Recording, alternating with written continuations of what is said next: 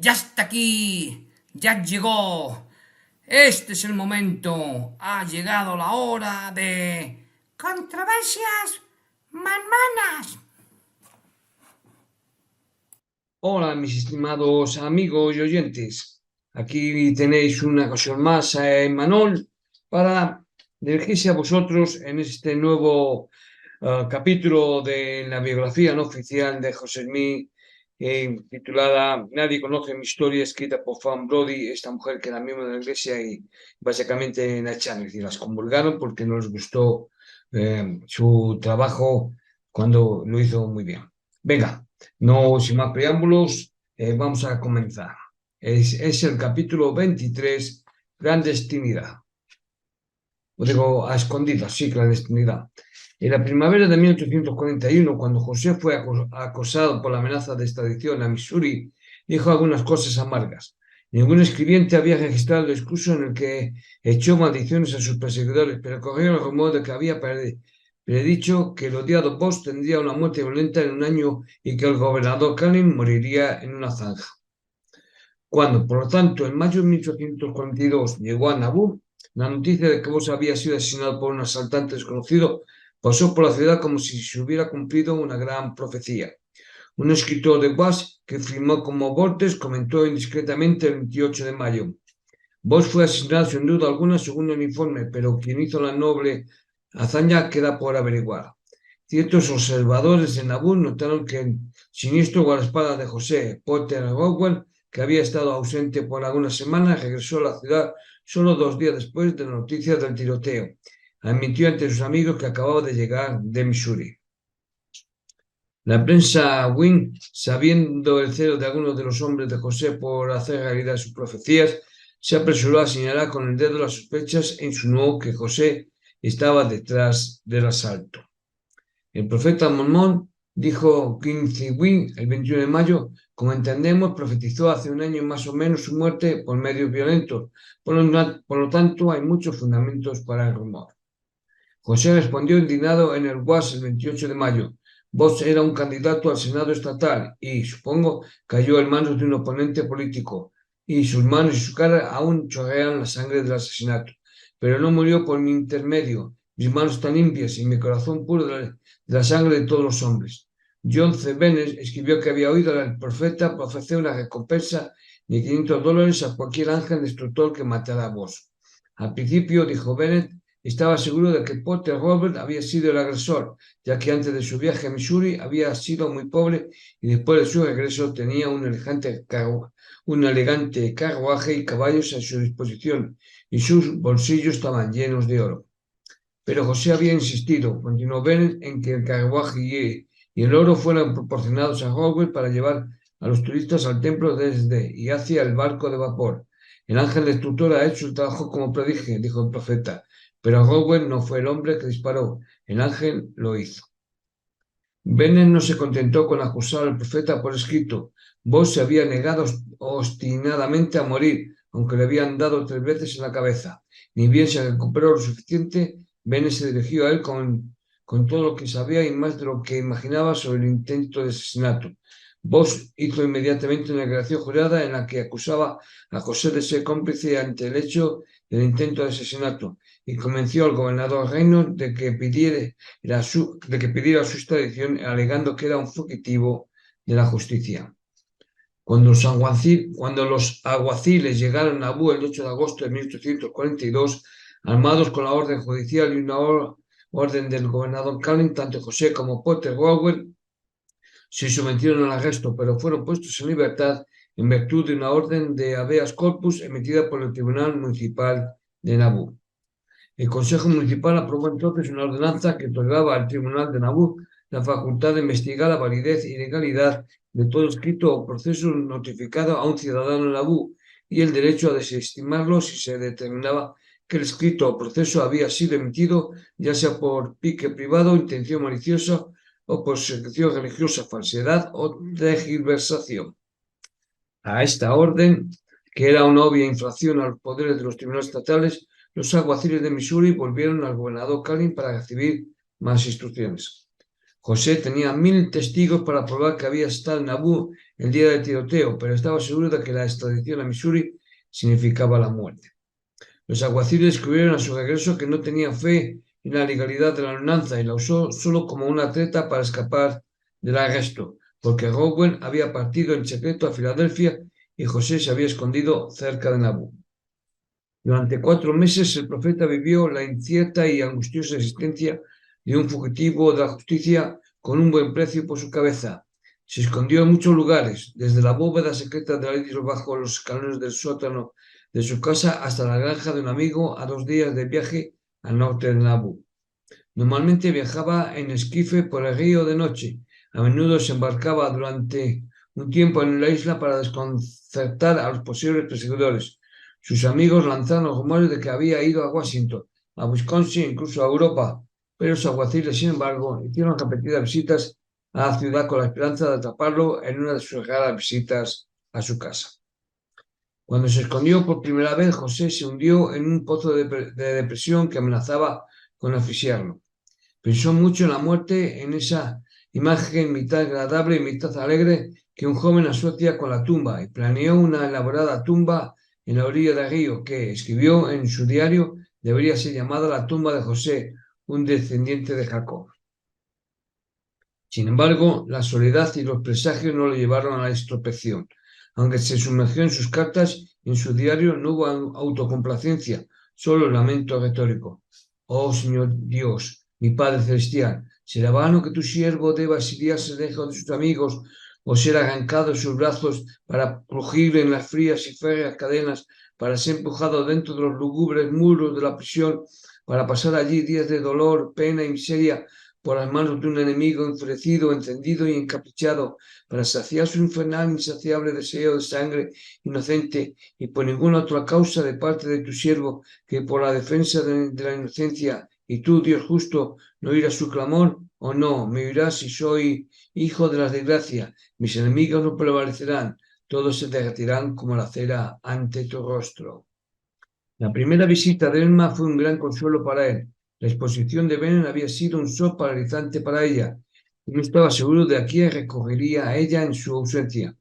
Cuán gloriosos eran mis sentimientos, escribió en su diario, cuando conocí a aquel ya fiel y amistosa compañía, la noche del 11 al jueves, en la isla de la desembocadura del pantano, entre Zalaenla y Nauvoo, con qué indecible deleite y qué emociones de alegría hincharon mi pecho, cuando tomé de la mano aquella noche a mi amada Elma, que era mi esposa, sí, la esposa de mi juventud y la elección de mi corazón. Bueno, si nos fijamos, aquí ha hecho alguna puntualización que nos puede dar a entender eh,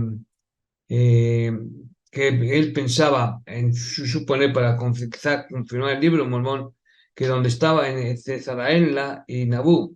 Es decir, entonces Zaraenla está diciendo que está cerca de Nauvoo, en Norteamérica. Es decir, como intentando poner una situación del libro Mormón. Pero sigamos. Muchos fueron las reverberaciones de mi mente cuando contemplé por un momento las muchas escenas por las que tuvimos que pasar, las penas y los sufrimientos y las alegrías y los consuelos de vez en cuando que se habían esparcido en nuestros caminos y coronado nuestra mesa. Oh, qué mezcla de pensamientos llenó mi mente por un momento. De nuevo está aquí, incluso ante el séptimo problema, impertérrita, firme e inquebrantable, inmutable, afectuosa Emma. Emma siempre fue la primera con José, una presencia constante y monumental contra la que todas las demás esposas no eran más que luces y sombras. Él le concedió lo que creía que eran todos los derechos de su posición, completo dominio de los niños y del hogar. Incluso confió en ella para realizar considerables negocios para él. Ocasionalmente le concedía su confianza en cuestiones de decoro y buenas costumbres, pero su afecto ahora era en gran parte nostálgicos. Era la esposa de su juventud, a la que le dedicaba su especial devoción. Como compañera intelectual, ella no existía para él, ni tampoco ninguna mujer. Una de las raras referencias de José a Elma en su diario es tan reveladora de esto como de la vanidad del profeta. Cuando ella le servía la cena a él y a Pilot Pratt, un día él se quejó jocosamente de que ella siempre cargaba la mesa con demasiada comida buena. Cuando Pratt sugirió que comiera solo como Napoleón, sentado en una mesa con solo las vituallas que necesitaba, Emma habló rápidamente. Pero el señor Smith es un hombre más grande que Bonaparte. No puede comer sin sus amigos. José la miró con gran sorpresa. Eso dijo. Es lo más sabio que te he oído decir. Sus amigos los alimentos, la comida. No se puede saber exactamente qué pasó entre ellos cuando aparecieron las cartas de Bennet, pero está claro que ella se opuso decididamente a cualquier insinuación de deslealtad de su marido. Exigió negaciones y las obtuvo. A esto se aferró con una tenacidad desesperada, porque Emma estaba llena de los celos impotentes de una mujer que envejece sin ser amada, experimentando la enfermedad y la maternidad mientras su marido sigue siendo locamente joven. Y ella estaba orgullosa. El día de que sus hijos crecieran y descubrieran un día que su padre, a pesar de su extraño genio y perspicacia espiritual, era un libertino común, ya que nunca pudo ver a un polígamo como algo más, era tan nauseabundo que se la quitó y durante mucho tiempo cerró los ojos ante lo que no se atrevía a ver. Mientras José se escondía, ella debía encontrar algún contento pese a su terror de que fuera capturado, ya que sus visitas eran frecuentes y él escribía cartas tiernas y cariñosas. No podía saber que durante las semanas que estuvo escondido en la granja de Edward Sayers, persuadió a la señora Sayers para que se uniera a su ciclo de esposas. Mira, cómo quería Alma. Con la llegada del invierno, las maniobras de José para entrar y salir de Nauvoo se hicieron cada vez más difíciles. Jugó con la idea de ir a Wisconsin, pero la desechó después de la inauguración de Thomas Ford como gobernador el 8 de diciembre de 1842. Ford creía que la orden judicial de Missouri era la extradición de José para Ford creía que la orden judicial de Missouri para la extradición de José era ilegal y accedió a aprobarlo formalmente en un tribunal de Illinois si José se entregaba para ser juzgado. Emma estaba ahora desesperadamente enferma, a punto de dar a luz a su octavo hijo, y el profeta estaba dispuesto a arriesgar cualquier cosa por un poco de seguridad.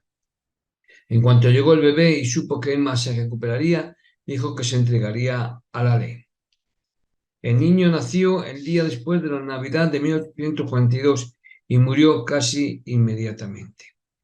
Como Emma nunca había dejado de llorar por el pequeño y brillante don Carlos, y José había rezado para que el nuevo bebé calmase su lamento, la muerte fue doblemente amarga. De sus 8 hijos, solo 3 habían vivido, y Emma se sintió engañada en su maternidad. Antes de salir para Springfield, José visitó la casa de un vecino donde había 2 niñas gemelas y le dijo a la madre, hermana Manfinteri, he venido a pedirle prestado a uno de sus bebés. La quiero para que mi esposa se consuele por un tiempo. El bebé fue llevado a la casa de José durante el día y por la noche fue devuelto a su madre. Y al amamantar a esta niña, Emma se liberó de parte de su desolación. Mientras tanto, José se sometió a arresto y partió hacia Springfield con un séquito de 40 de sus mejores soldados armados hasta la empuñadura con mosquetes y bayonetas brillantes. Se detuvieron por la noche en el pueblo de París, solo para que se le negara alojamiento en cada posada que visitaron. José discutió con buen humor al principio y luego suplicó con una seriedad mortal, ya que un vendaval de la pradera estaba azotando las calles, enfriando a sus hombres hasta la médula y mordiéndoles los dedos y las caras con escarcha. Sospechando finalmente que los dueños de la taberna se habían aliado en un acuerdo para descubrirlo, insistió duramente con la cara lívida. Debemos quedarnos y nos quedaremos, sea cual sea la consecuencia, porque debemos quedarnos o perecer. El propietario respondió hoscamente, hemos oído que los normandos son gente muy mala y los habitantes de París se han combinado para no tener nada que ver con ellos. Nos quedaremos, repitió el profeta en un tono que hizo parecer al hombre, pero no gracias a usted. Tengo suficientes hombres para tomar el pueblo, y si debemos congelarnos, lo haremos quemando estas casas. Las tabernas se abrieron rápidamente. La compañía marchó a Springfield al día siguiente en un lento y solemne desfile que causó sensación entre los ciudadanos. Todos estaban asombrados por el curso del profeta al entregarse, dijo un periodista, sabiendo muy bien que si los missourianos lo agarraban, sería colgado. El profeta es un hombre grande, corpulento y de buen aspecto, continuó el escritor, mide 1,80 sin zapatos, parece tener unos 40 o 42 años y pesa 99 kilos. Ojos azul claros, acerca los cabellos grises y castaños claros, nariz puntiaguda y cabeza grande. Creo que tiene muy poca autoestima, pero es más intelectual que animal. Vestido con sobre todo abrigo y pantalones negros y azules, chaleco de terciopelo de seda negro, corbata blanca, un gran anillo de oro en un dedo junto al pequeño de su mano izquierda, bastón negro, y lleva una sonrisa continua en su rostro. Aunque estaba técnicamente bajo arresto, José tenía completa libertad en la ciudad y se reunió con las principales figuras del gobierno del estado de Illinois. Su juventud, afabilidad y distinguida apariencia ganó la admiración a regañadientes incluso de los líderes del partido Whig, y el juicio se transformó rápidamente en un triunfo personal. El día de Año Nuevo de la Cámara de Representantes recibió a Orson Hyde para dar un sermón sobre el mormonismo y José fue colmado de invitaciones. Jesse Adams, juez del Tribunal Testamentario del Condado de Sangamon, que durante mucho tiempo había sentido afecto por José y que finalmente fue bautizado en la iglesia, insistió en que se quedara en su propia casa, aunque no tenía otra cama que ofrecer que el sofá de la sala. Le gustaba cuestionar a este asombroso joven, sobre todo desde sus principios del matrimonio hasta el estado del milenio, y aplaudió calurosamente cuando José profetizó en nombre del Señor que no iría a Missouri vivo o muerto.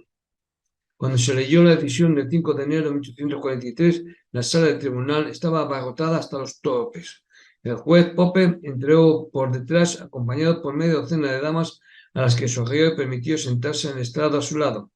Esta parodia de buen humor hacia el acusado no se perdió entre la multitud, que estaba tan interesada en la historia matrimonial del profeta como en su vergüenza legal. Este caso comenzó al juez después de algunos preliminares, presenta la importante cuestión que se plantea en la Constitución y las leyes de los Estados Unidos, de si un ciudadano del estado de Illinois puede ser transportado de su propio estado al estado de Missouri para ser allí juzgado por un delito que, si alguna vez lo cometió, fue cometido en el estado de Illinois. Si puede ser transportado a Missouri como fugitivo de la justicia cuando nunca ha huido de ese estado. Tras un largo recuento de los argumentos que giraban principalmente en torno a la declaración jurada de Vos, el juez consideró que la orden era inválida y ordenó que José fuera puesto en libertad. La decisión no sorprendió a nadie.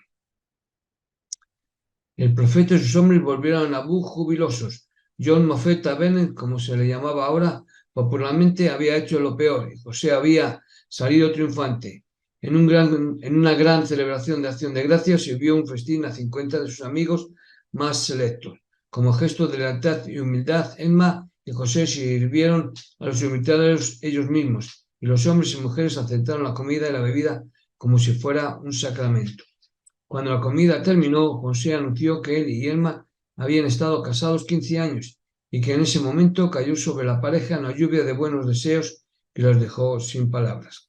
Emma debió sentirse reivindicada por fin de las calumnias de John Bennett, aunque si hubiera estado de humor para sospechar la presencia de Lisa Snow y Hannah S., podría muy bien haberle robado algo de su dulzura de este momento. Si bien José fue absuelto de su participación en el tiroteo de Vos, Potter Walker no lo fue. Permaneció todo el invierno en Filadelfia, solo y sin dinero. Finalmente decidió arriesgarse a volver a Nabú y con descarada despreocupación se bajó del barco de vapor en San Luis para echar un vistazo a la ciudad. Fue reconocido, capturado y llevado a prisión en Independence. La evidencia más perjudicial contra él fue la acusación de Bennett de que Robert le había dicho el 5 de julio de 1842: sí le disparé a vos, tenía que probarlo. Nunca en mi vida hice un acto del que me avergonzara y no temo ir a ningún lugar donde haya estado porque no he hecho nada criminal. Esta era una evidencia débil para colgar a un hombre y dígase en el crédito de las Cortes de Missouri que la encontraron deficiente. Aunque Robert estuvo en prisión 9 meses, parte del tiempo encadenado, fue él finalmente liberado. Sin embargo, Robert pudo haber sido culpable, ya que más tarde se jactó del tiroteo de Vos y su posterior carrera como secuaz de Brigham Young no estableció exactamente una reputación de inocuidad. Pero siempre será discutible si José ordenó o no el acto. Ciertamente no tenía nada que ganar con ello, salvo problemas. Como Bosch ya no estaba en el poder, no podía haber habido otro motivo serio que la venganza. Y José no era un hombre vengativo. Si envió a Gold a cumplir su propia profecía, también debe haber planeado el asesinato de Thomas Carlin, y los dos hechos habían sido una invitación a la destrucción de todo su pueblo. Pero José parecía contento de bautizar a uno de sus caballos como Tom Carlin y bromear sobre montar al gobernador cada vez que quería provocar una sonrisa. Sin embargo, cabe señalar que Joseph H. Jackson, uno de los personajes menos limpios que José Smith tuvo a su cargo durante un tiempo, confesó que en 1843 el profeta le había ofrecido $3,000 para liberar a Potter y matar al viejo Bosch. Y William Ladd, segundo consejero de José en los años de Nauvoo, en su vejez hizo una declaración jurada que decía en parte: José me dijo que envió a un hombre a matar al gobernador Bosch de Missouri. El tipo disparó al gobernador en su propia casa. Esto lo repitió más tarde en una entrevista con W. Wynne.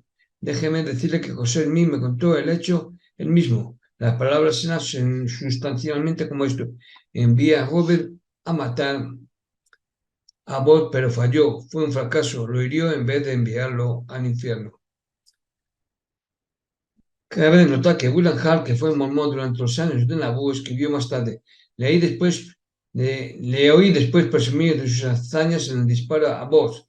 Y esto está en la abominación del mormonismo, exposición de las abominaciones del mormonismo, Cincinnati, 1852, página 30. W. Wynne entrevistó al general Connor, que había empleado a Howell un invierno en Utah. Connor informó que Howell admitió el tiroteo de Bosch. Disparé a través de la ventana, dijo, y pensé que lo había matado, pero solo había herido. Estaba jodidamente apenado por no haber matado al hijo de... Puntos suspensivos. Esto está en Mormon Patriots, página 255. Y luego pues, nos dice que veamos a Charles Kelly en Sagrada Muerte en Nueva York, 1834, para las posteriores hazañas de Howell. Continuamos con la lectura. Bennett y Jackson son testigos poco fiables, por decirlo menos, pero Ladd era un hombre íntegro. Aún así, es extraño que esperara 40 años para acusar a José de incitar el tiroteo de Bosch, ya que puso muchos otros crímenes a la puerta del profeta cuando dejó la iglesia en 1844. Es posible, por supuesto, que las acusaciones de Bennett y Jackson fueran pura invención y que las dos declaraciones de Ladd fueran una mera distorsión de la memoria construida a través de años de amargos sentimientos contra la iglesia. Pero, si es así, todavía no es difícil entender la motivación de Howell para el crimen. De mente tan literal como la de Brigham Young, podría haber razonado fácilmente que el cumplimiento de las profecías de José deberían ser asunto de los santos, ya que no siempre se podía confiar en que el Señor lanzara rayos con la precisión necesaria. O puede que simplemente se haya encargado de vengar los errores de los mormones, considerándolo como un servicio público. Tal vez estaba fuera de favor y esperar así reincorporarse. En cualquier caso, no recibió ninguna censura. Cuando regresó a Nauvoo en diciembre de 1843, Robert fue una aparición aterradora. Su cabello le colgaba hasta los hombros, negro y fibroso como el de una bruja. Sus ropas estaban sucias y desgastadas, sus zapatos hechos jirones. Era de noche cuando cruzó el río remando y fue directamente a la suntuosa casa nueva de José, el mesón donde se estaba celebrando una fiesta de baile. Con un gran gusto por las bromas, Robert se abrió paso entre los guardias con un juramento y se dirigió al profeta murmurando imprecaciones y fingiendo estar borracho. Tomándolo por un missouriano, José comenzó a pelear con él y estaba listo para lanzarlo de cabeza a la noche cuando vio bien la cara del hombre. ¡Es Potter!, gritó y comenzó a golpearlo con la espalda con alegría. Las mujeres dejaron de gritar, los guardias guardaron sus cuchillos tipo Bowen y Robert se convirtió en el león de la noche. Riéndose de su largo pelo, José le prometió que, si lo mantenía largo como Sansón y vivía fiel a la iglesia, sus enemigos no tendrían poder sobre él. Aceptando esta promesa como la palabra del Señor, Potter la cumplió hasta el final de su vida. Nunca se cortó el pelo. O vamos, que lo siempre tuvo largo. José no había estado mucho tiempo en el mesón antes de transformarlo en un hotel, porque estaba cansado de tener a sus expensas a un sinfín de curiosos. Su propia familia ocupaba amplios cuartos en el piso de arriba y la enorme sala de estar de abajo se convirtió en vestíbulo y comedor. Unas semanas después del regreso de Rockwell, Emma fue a San Luis a comprar muebles. Volvió para encontrar en una esquina del vestíbulo un bar bien equipado con Rockwell, su pelo pulcramente trenzado y atado con un lazo, poniendo vasos y dispensando whiskies. Ya veis, vendía alcohol el propio José Smith en su hotel. Para que luego digan. No, y luego dicen, veas Historia de la Iglesia, volumen 2, página 134, y Jenson Jr., Memorias y Experiencias, una copia del cual se encuentra en la Biblioteca de la Sociedad Histórica del Estado de Nauvoo. Los padres de Jason estuvieron en esta fiesta. Me sé también en la fiesta que dicen del mesón cuando llegó Robert. Me sé también la excelente biografía de Harold Schindler, Potter Robert, un hombre de Dios, hijo del trueno, Sally City, 1966. José, ¿qué significa ese bar en esta casa? Gritó con una pasión que sorprendió a su hijo mayor, que nunca había oído a sus padres pelear. José estaba listo para discutir.